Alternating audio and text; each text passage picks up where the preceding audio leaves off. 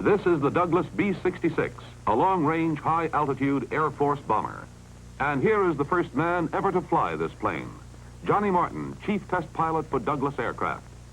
Johnny recently added another first to his list of credits when he became the very first man to drive a 1957 Ford across the country. Naturally, in the months to come, there'll be thousands of new Ford owners making this trip. But how does it feel to be first? Well, let's hear Johnny Martin's own account of a new adventure named Ford. I took off from International Airport outside New York City on September the 12th. My car was a brand new Ford Fairlane 500 Club Victoria, delivered fresh from the factory that morning. Well, by the time I got to the George Washington Bridge leading out of the city, I knew I was in for a lot of fun. This 57 Ford is a real big car, but it handles like a Thunderbird and rides smooth as a jet through a cloudless sky.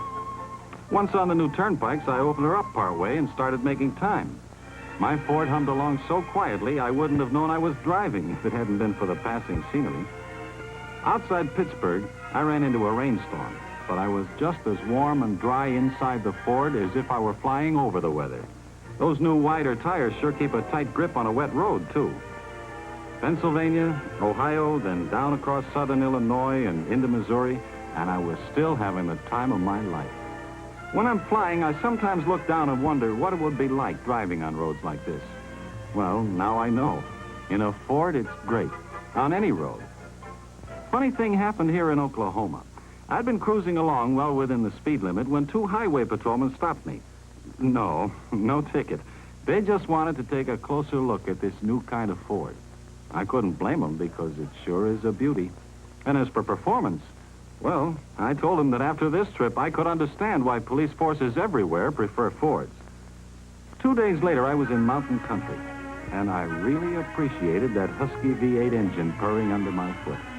I'd have to get back in a jet to beat this Ford's climbing power. And man, how it took those curves. It hugged the road without any pitch or sway, just as if we were on tracks. Here we are on the last leg of the trip, and even the traffic-jammed Los Angeles freeway couldn't faze me. You need a car with split-second response to travel in this fast-moving crowd, and as always, my Ford delivered. Well, this is the finish line, the Douglas plant in Santa Monica. You know, I've made a lot of trips across the country, but believe me, this one was the most fun. Across the country or around the block, you too will have more fun in a 57 Ford.